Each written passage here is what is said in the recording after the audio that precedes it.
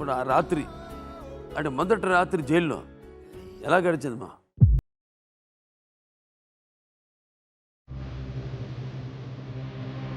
నంద్యాల నుంచి ప్రకాశం జిల్లా ద్వారా అడవుల్లో దాటుకుంటూ అమరావతికి తీసుకురావడం.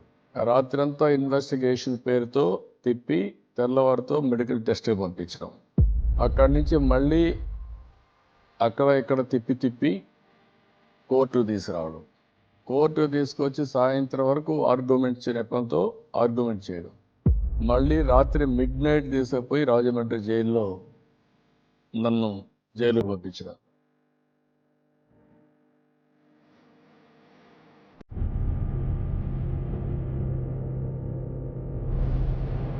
ఆ రాత్రి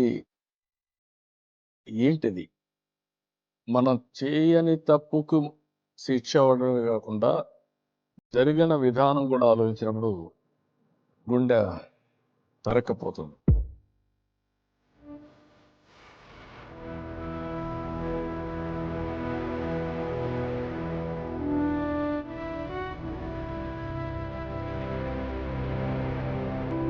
బాధ్యత వెనకాల గుర్తు చేస్తుంది.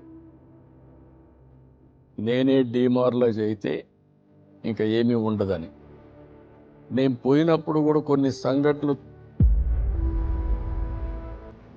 అక్కడికి వచ్చినప్పుడు సందేహంగా ఉండే సంఘటనలు కొన్ని జరగడం, అవి కంటిన్యూగా కొన్ని రోజులు జరిగాయి.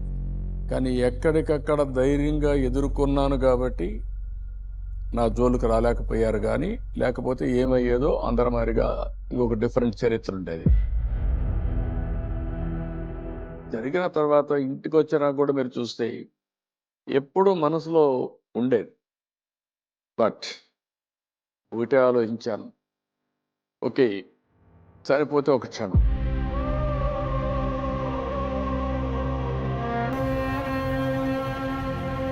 అనుకున్న ఆశయం కోసం పనిచేస్తే అది శాశ్వతం. అదే నన్ను ముందుకు నడిపించింది. దానికోసమే పనిచేశా.